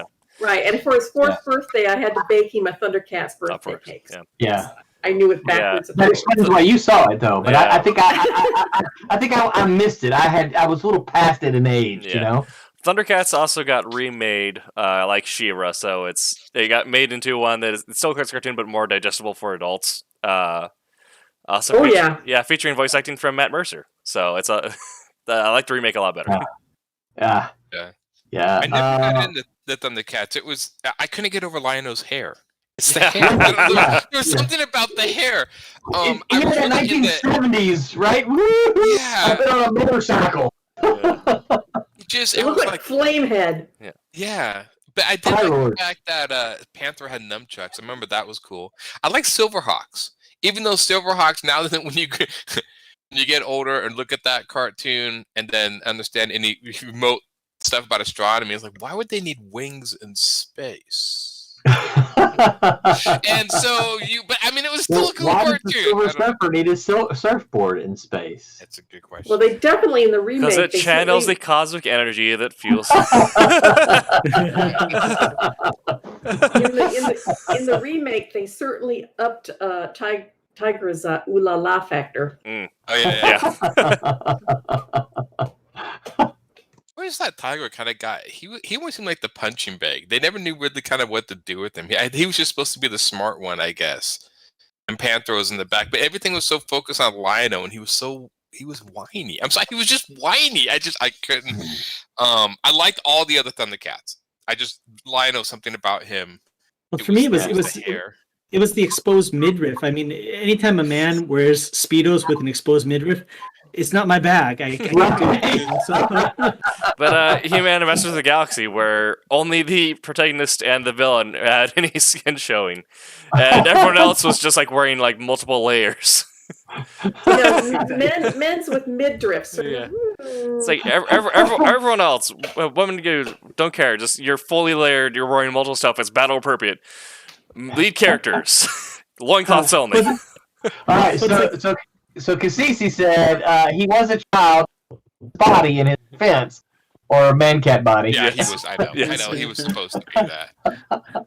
Well, about the on the midriff kind of thing, as a martial artist, there's just like this. There's two camps. There's martial artists that wear uniforms, and there's guys that just are obsessed with showing their six pack and having their shirts off. Yes. So, just everybody, I'm putting it publicly out there. I'm starting a Facebook group for martial artists called "I Do Martial Arts with My Shirt On." Yes. You're welcome to. no shirts, no service. That's all I'm saying. Well, doing kickboxing though, the part of the uniform is the very exposed like short shorts. Yeah. So- The 1970s basketball shorts. Kind of, yeah. Oh, yeah. Yeah. Let's- If you're kickboxing, you have to wear very short shorts because you have to do a lot of like snap kicks or high knees, and so Let's just call them what they are: hot pants. they're Okay. hot pants. Yeah, I have some very fine ones that have some melting ice cream on the thigh. So sort of design. Yeah. Steven Brown says I wasn't around that show that the Thundercats one season. So If you want to know something really weird, in the very first episode of Thundercats, and I remember this, they were all naked. what? Swear to God, yes. What? Later on, when they landed on the planet, they put clothes on. Yeah, go look it up. They didn't show any genitals, obviously, but yes, they were. And Okay. so when they got out of the ship and cried in the ship, they were naked, and then they put on clothes. And I'm like, and then I always made the question: so was the natural state? Did they not wear clothes when they were on their home planet, and then they wore clothes when they're visiting another planet? Like, why would they get? But yeah, it's It's like as a Absolute diplomat, you proof. got like adjust accustomed. So I also, as a being covered in fur, I'm sure clothes are not the most comfortable. yeah. It was such a weird because the way they drew them with like their skin color, and then they had the kind of, like the Pink Panther, right? He's all pink, then he has that light sort of pink patch on his stomach. They did the same thing with the Thundercats. They were all one color, and then they had like a little light patch, and so they kind of looked at, and then later on they wore clothes, and I'm like, okay, so that was kind of weird. Not much clothes, which because they all wear literally like, I think mostly nothing. I think actually, strange enough, I think isn't the lady like the most dressed one on that show, Chitara? I think all the other ones are wearing speedos and midriffs. Yeah, she didn't have. which I she know didn't have an Curtis really exposed- likes. Yeah, she didn't have an exposed midriff, so Yeah. there you go. Yeah, she was the most dressed. There you go. It was Chitara that's a female. I was thinking it was Tigra. Yeah. Tigra. Yeah, no, the one that could run really fast with the Yeah. staff. So the intro's classic. The cartoon was. I know I couldn't get into it. Like I like Silverhawks and stuff.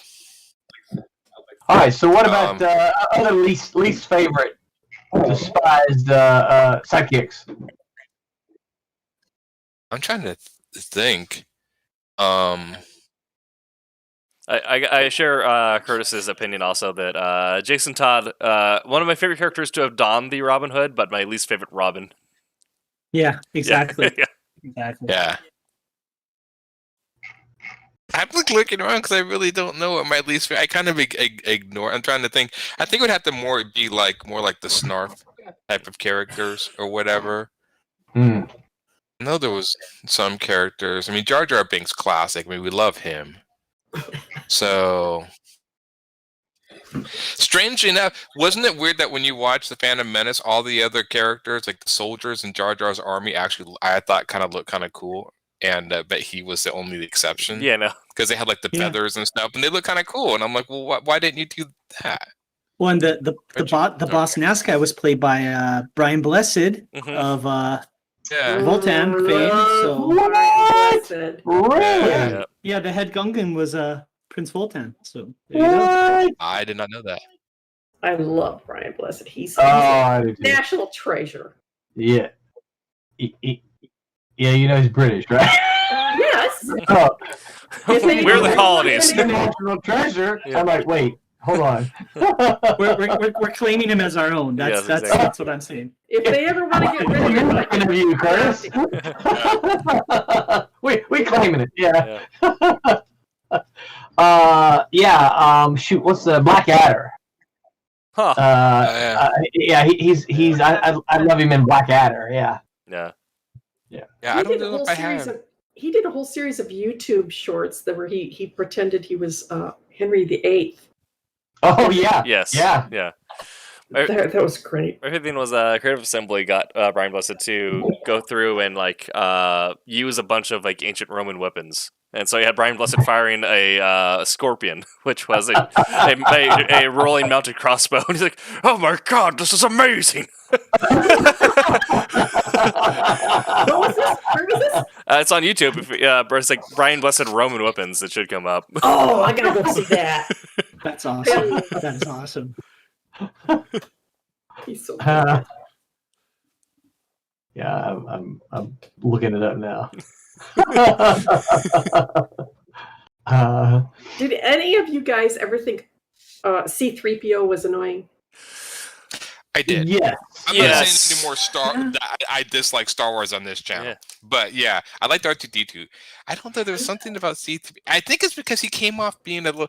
Did C-3PO ever seem like a little cocky to you a little bit? He's a And, little, like, it he's, seemed a, like- he's a little arrogant, and he's also kind of Yeah. annoying. But I think they got the point where he was the opposite of the Jar Jar effect, where someone is annoying Yeah. and does not assist the plot or the character's emotional growth. They're just there. But Right. C-3PO had moments where he helped advance the plot, so actually achieved his role of being a sidekick. I guess Yeah. I don't like whiny sidekicks. Yeah. And I think he was that- whiny. yeah. R2-D2 and C-3PO were both sidekicks to Luke, Yeah. but C-3PO came off as whiny and cowardly. And I know that he was an important aspect to the story, but and he grew on me after a while. But still, he was Yeah. always a little bit Yeah. irritating. Yeah. I like Anyway. R2-D2. That he was one of my. Maybe he up there with like I liked him as a sidekick. I like the Astro Droid design in general. But C-3PO. I never really. Yeah, I feel like there's something about him. For me, I think a whiny character needs to have a counterbalance, and he already wasn't as overbearing as some others. But then having R2-D2 there, you kind of give it like an Albert and Costello effect, where there was, it helped it in the long run. But Did he didn't seem anybody like he was all that helpful. I mean, and useful. Whereas R2-D2, he had all these gadgets, and he advanced the plot with the whole "Help me, Obi-Wan Kenobi, you're my last hope. You're my Is it just me, or did anybody think that R2-D2 was speaking and you could understand him, but all those bleeps is because he was cussing and they were just serious? Is that just me? They're bleeping him out. So Katiti has a really good question. Are you ready for this one? Is Scooby-Doo a sidekick? Scrappy-Doo's a sidekick, and he's my most hated. I said, well, yeah, Scrappy Doo's terrible. I think everybody hated him. See, here's the thing though. You can occasionally push Roberta's buttons. Scrappy-Doo was useless. Okay, let me see. But Scooby-Doo, Christmas list, Yes. Scrappy-Doo. Got it. But here's what we're saying: Scooby-Doo actually had moments of advancing the plot. So there were moments where he was the lead hero. Shaggy, I don't think ever really advanced the plot at any point. Like Shaggy was the sidekick. Yeah. No, I mean, I think part of the secret too is in the title. Yeah. It's Scooby-Doo. Yes. Like if your name is in the. I think it's supposed to be. Yeah. Yeah. It's his show. The rest He's of a them, protagonist. I mean, Yeah. he's the rest of them are just Big there to fan support him. of Slimer in the Ghostbusters cartoon. I liked him in the movie. Yeah. I wasn't a big fan when they kind of made him part of the cast. I don't know. He was okay. I'd liked it better. I mean, they didn't do much with him. He was kind of, in the background annoying. They but he turned was- him he into was- a I mean, juice that you could buy at Circle K. Yeah. She did. But that was. He doesn't like our answer. He says, "But was he really?" Was Scooby-Doo really the protagonist? Well, he's never the liked he's the one that protected. He's the one that Yeah. bumbled into stuff, and then the rest of them mostly just kind of picked up on what he was already doing, and I think Shaggy was Scooby-Doo's sidekick. yeah, Yeah. and it was mostly just Fred and Velma and Daphne who would find the rest of the actual clues. They pieced together what Scooby-Doo had already kind of found, and they'd just be the final details. So they did the role of sidekicks, whereas Shaggy was the emotional sidekick who was there to feed Scooby. Scooby Snack? Yeah. Yeah, because Cece says the show progressed because of his friend. So, which is kind of exactly what you just said. Yeah. Yeah, Scooby's the pro tag. Cassisi says I really hated that show. I wasn't a fan either. Yeah. ACC, I wasn't a fan. So I like the original Scooby Doo, but not the one when once they. Okay, Roberta, don't listen to this for a second. I'm listening. But I didn't like it once they introduced Scrappy and all them. I'm like, no. Those. I remember in Ninja Turtles, I was. Yeah. What's that, Roberta? I said we can like or hate whatever. Yeah, That's right. that's nice. Art is subjective. Yep. I never did like April O'Neil that much in the Ninja Turtles. Was she even a sidekick? She was just kind of. No, there. I think Casey Jones was the sidekick. Yeah. He Yeah. was. I liked Casey Yeah. Jones. April O'Neil was a especially in the supporting original character. comics. Casey Jones was awesome, Mhm. and they kind of did him. April O'Neil was used to forward the story because she provided, Yeah, she found the context clues and actually. correct. Yeah. Yeah. Casey Jones was the sidekick. I think she was Yeah. kind of their connection to the human world, Mm. from the sewers to the human world. I don't know. They never did much with April. I know in later iterations of Ninja Turtles, they turned her into a ninja, which I'm like, okay, you don't know what to do with her. So you just turn her into a ninja. Okay, I got it. So yeah. It's never So everybody knows the connection of Turtles to Daredevil, right? yeah. Oh yeah, the mutagen. Yeah. Yeah, and of course it's funny. I probably told you all not live, but several years ago I submitted a Turtles proposal, and it referenced the origin, and the editor said that was never the origin, and I'm like, what the heck? Yes, it was. I'm not going to say the editor's name, but I think maybe they had to. And so I've thought about this over the years. I'm like, okay, number one, tell me that was not the origin and never had, because apparently they changed it where the turtles are now aliens or something like that. I don't know the whole story. They adopted the Michael Bay thing. Yeah. So I don't. Retcon. Yeah. And I wasn't aware, but the editor claimed that it was never part of the origin, and I'm like, how did you get to be editor and not know the connection between, Daredevil and the Turtles?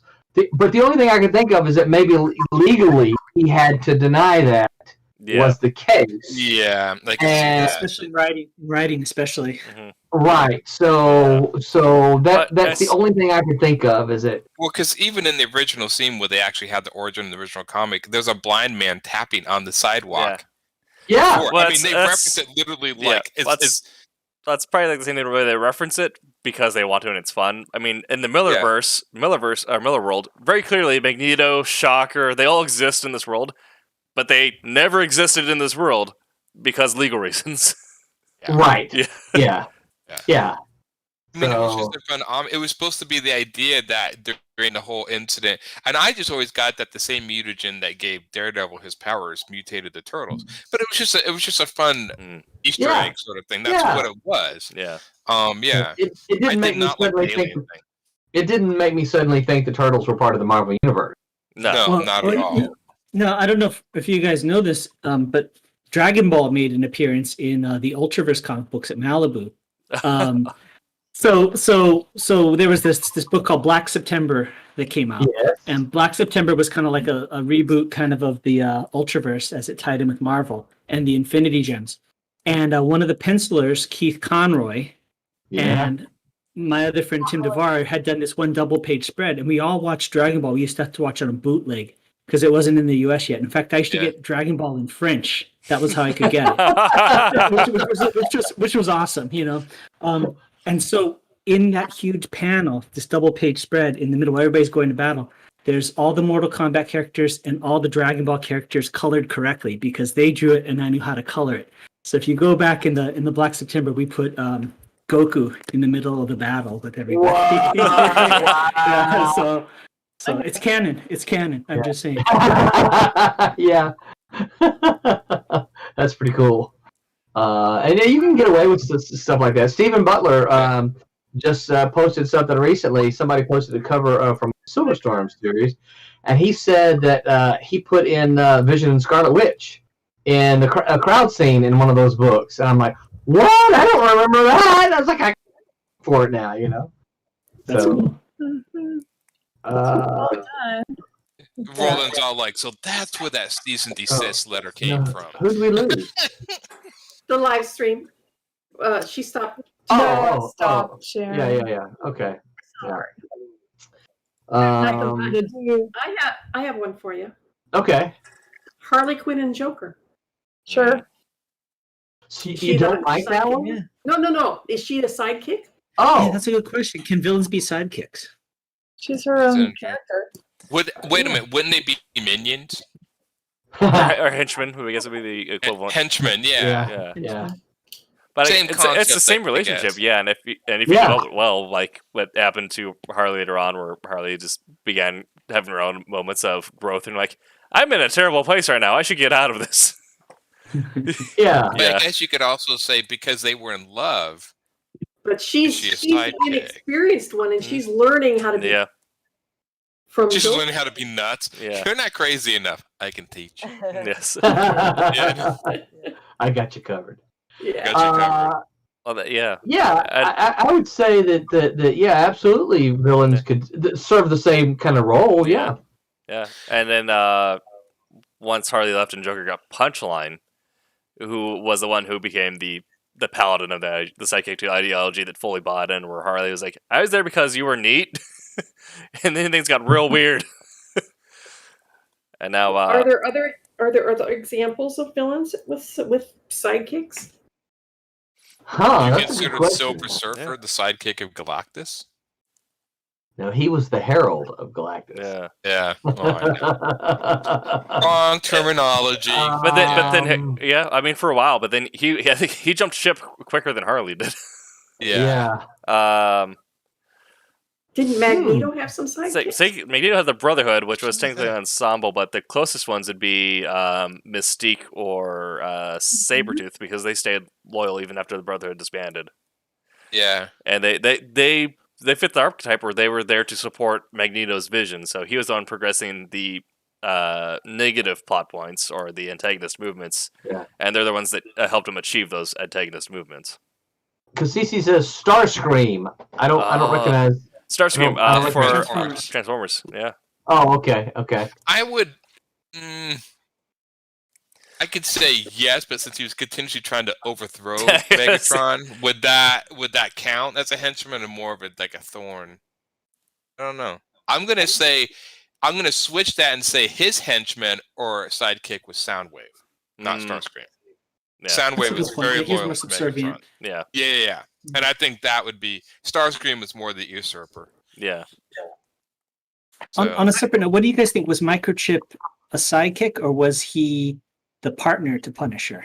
Because he kind of had his own equal footing in terms of ability, just in a different avenue. but he never got into the violence. He was always just the information, almost like Oracle is. Yeah. Well, he could even be a man, the archetype of the man in the chair. But yeah. But I feel like in the TV show he serves more of that role as being a sidekick, but in the comics not as much. Yeah. I could see that. Okay. Makes sense. Because CC says, I was going to say Soundwave. Yeah. Yeah, I would think so. Boy, villain sidekicks. That's a good one. Yeah. I can't. I'm trying to think of all the classic villains. You know. Yeah, apart from Harley Quinn, which is like really obvious choice, it's hard to think of, other ones that are, oh, please teach me to be your evil ways, Red Skull had Zemo for a moment before they split. Yeah. That's a good point. Morgana. Oh, if you want to go back to Arthurian, you got Morgana and Mordred. Yeah. Mordred. Yes. Yeah. Morgan Le Fay. Didn't Merlin have an assistant? He's good, but didn't he have like a sidekick? Or it wasn't besides Arthur. Wasn't there somebody else that was like connected with him? Percival. Maybe like a friend. Percival. Okay, yeah. Yeah, I don't know. That's a good one. The villains. Yeah. I see. You could almost say like even in G.I. Joe. I mean, Cobra Commander had Destro. Would that be his little sidekick? Yeah, but then Destro was like always undermining him and more Yeah. confident. Yeah, than him. It's again. kind of an interesting dynamic. Yeah, you want It's a a tough junior. one. Yeah. Nah. Yeah. Yeah, that's a hard one. I would say yes, there have been, but man, I think it's also part of the. Yeah. I think it's part of the idea. Also, when you write a villain, is villains have their own ideologies they believe in. They're their own heroes, but the reason that they're a villain is their ideology is inherently flawed. Right. So someone has to fully buy into it. But if they don't, then eventually they see that and you end up getting a Harley Quinn or a Silver Surfer situation where they find their first chance out and take it. Yeah. And usually they always, I mean, most of the time when storylines with villains if they have like a so-called sidekick or a minion, a lot of times the minions will overthrow. Yeah. Muttley. Muttley is a sidekick. Muttley, yeah. That's a good. That's a good. Yeah. Was that Mumra? Didn't he have wasn't that the dog Muttley? No, Muttley. Muttley was a what cartoon was that when Was that one where they were all racing? Wacky races. No. Yeah. Yeah. And he was always going like that. Cassisi said, I missed something. 'Cause I think it's easy for villains in anime. He says there are tons of them in anime. Yeah. And he says Jarvis earlier. I don't know if that. No, you say Jarvis, then I think of the Butler for the Avengers. Yeah. Another man in the chair type situation. But yeah, I mean, I don't know if anyone else has seen Bleach, but I know a little bit. Yeah. The main antagonist for a while is Captain Aizen, and he had one very loyal psychic to him, which is Ulquiorra, who, even after his group started separating, he was the one who always made sure Aizen could achieve his antagonist movements. There is one sidekick that I know of that was actually one of my. He was entertaining. Did you guys ever used to watch the Gummy Bears TV show? Oh my gosh, I forgot about that. No. Well, the main villain had a little goblin guy. I think his actual name was Toady. So wait, so you watch? Yeah, I watched Gummy Bears. Are you kidding? It's classic. I remember when I was in grade school, all my friends would break out and sing the entire theme song. That was middle school. We sang the whole theme song. Yeah, Gummy Bears was awesome. And but I think the main villain had a little goblin called Toady. That was like his little subservient guy. And I always remember perfect Toady. name. But I know, perfect name, right? A Toady. He's literally a Toady. Yeah. Cassisi says, "Gummy Bears, epic." It is. Bears is awesome. But yeah, I do remember the Toady one. Man, that's a good one. I don't know. Yeah. Yeah. I guess we'll have to chew on that some. That's a good one. Well, because when you say the word sidekick, you immediately think of heroes. Robin, Right. yeah. So My favorite Robin was always The Dark Knight Returns. I think her name was Carrie. Carrie Robin. Yeah. She was my favorite one. Yeah, she was awesome. Yeah. She's actually really cool. I think what they did with her that made her good is they made her vulnerable, which is what made it make sense. You know, if you had a kid in that situation, they would be vulnerable. Yeah. You know, And the fact that she wasn't really trained. Mm-hmm. She was just kind of doing this on the fly. He didn't really start training her until the very end of The Dark Knight Returns. Yeah. When he's in the cave, that's when you saw him sit up straight. He was telling her. Yeah, but before that, he didn't train her to the end, so she was kind of just making it up as she went along. But, it was Carrie Kelly. That was the name. Carrie Kelly. That Kelly, was it. right? Carrie Yeah. Kelly. Yeah. She was a really good Robin. I liked her. Yeah, I liked her a lot. I don't think she's canon, or is she? Is she canon now? Have they made The Dark Knight Returns canon? They were going to bring her back at one point in the main Batman continuity at some point, like current Batman continuity in some shape or form, but I don't know if they actually did it. Yeah. I don't know if she was supposed to be canon. I mean, when they did the sequels to Dark Knight Return, he turned her into Catwoman or Catgirl. So she, but well, I still argue best Batman ever is Lego Batman. Yeah. Did they have Robin in the Lego Batman movies? Yes. Yeah. Was he? Okay. Yeah. I saw the movie once, so I can remember. Oh, Robin's funny. Yeah. He's all about being part of Batman's family. No. I don't have any family. No. I'm solo. My favorite Batman is is Clark Kent in Speeding Bullets. That's still my favorite Elseworlds, where Kal-El's jet crashes in Gotham and he gets adopted by Martha Wayne, and then when they get killed, he becomes Batman. It's one of the really cool Elseworlds. I love that. I haven't seen that. Because Cece said he loved the love gummy bears. See, told you, I'm not the only one. Isn't the Terminator is a good sidekick in Terminators 2 and beyond? Yeah, because at that point it's the Connors advancing the plot, and Terminator's just there to kill stuff. Yeah. He's the Brock Sampson. Yeah. Yep. So would Wong be a sidekick or a companion to Doctor Strange? Depends on the storyline, but overall, I feel like for the most part, he actually does serve a sidekick role in that Doc Strange still has to advance the plot points, but Wong gets the components or beats out the people necessary for Doctor Strange to actually do that. But there are moments where he becomes very clearly a companion, where they're doing two things in tandem. How about Samwise and Frodo?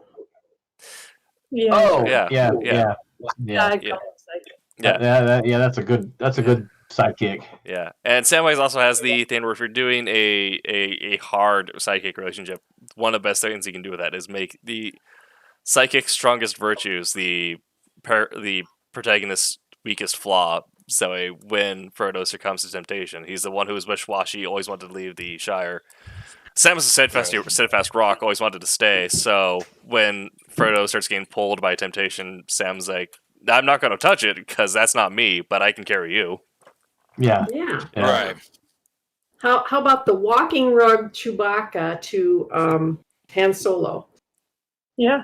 Yep. Yeah. Sidekick or companion? I think I'm more of a companion. I consider them more partners than sidekicks. Yeah, they equally protag in relationship to, or equally, or support as Luke and Leia advance plot points. I could see people arguing that point, but that's just how I see them. Yeah, they're equal a companionship.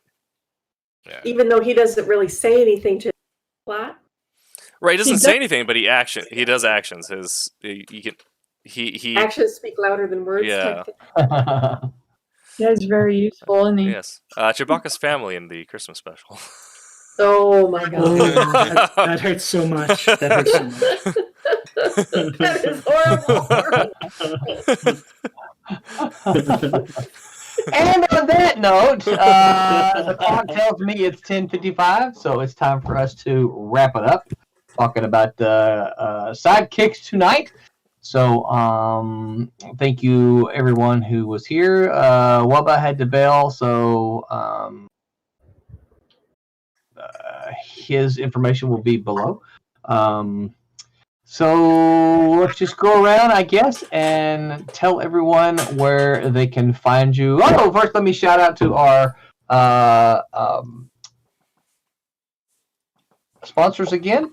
Shout out to Daytona Beach Comic Con, which is coming your way in September, and to History Camp. You can find them on historycamp.org.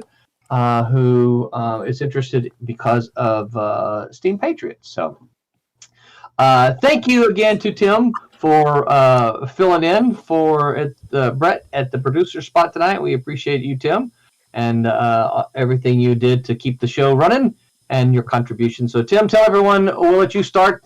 Tell everyone where they can find your clean-shaven face on the interwebs. Yes, I'm on all the socials at TimTKWriter. I'm also on the Silverline Craft blog, and I'm on Twitch most Wednesday, Saturday, and Sundays at AgroBacon, where I stream Destiny and Magic the Gathering. Very cool. Haley, are you still with us, or is it just your dots? I'm here. Can you hear me? Yes, I can hear you. Okay. Okay. Yeah. So I'm Haley Martin. I'm Haley Martin Art on Instagram, and my comic is Heroic Shenanigans. It's at heroicshenanigans.com and also on Webtoons.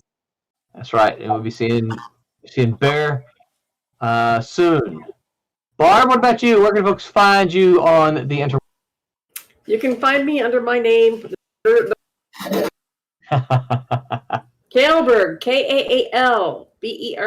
I'm the only Barb Kellberg.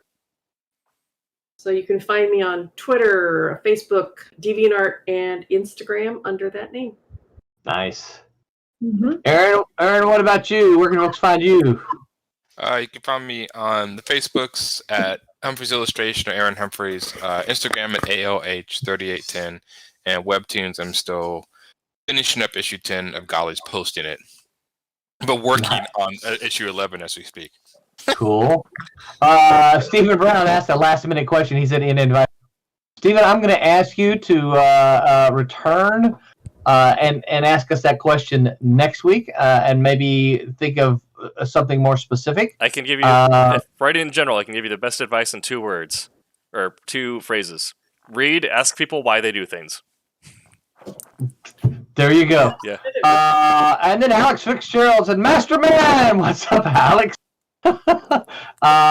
Tim may recall this. I usually tell my students I want them to call me Master Man because it's a superhero name, and it's just Professor Man, and so some of them actually do it. So,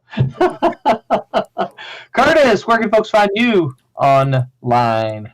Sure, you can find me online through my martial arts school, Tiger Crane 805 on Instagram, on YouTube, Tiger Crane Kung Fu on Facebook. For my comic book, Shadow Ghost Comic on Instagram and also on Facebook. So check it out. Nice. Roby, where can people find you and the sweet t-shirt you have? You can find me on Instagram and the Facebook under Roby Conroy. And that's probably the best place. Nice. I'm on Twitter, but I don't use it, so. and of course, your Discord name is Roby Kenobi, which is very cool. And I am Roland. You can find me on the socials, Roland Man. I am Man Roland on Twitter. Probably the best place to find me though is hanging out on all the Silverline spots. So look us up. And until next time, don't forget to. Make mine. All right, good night, everybody.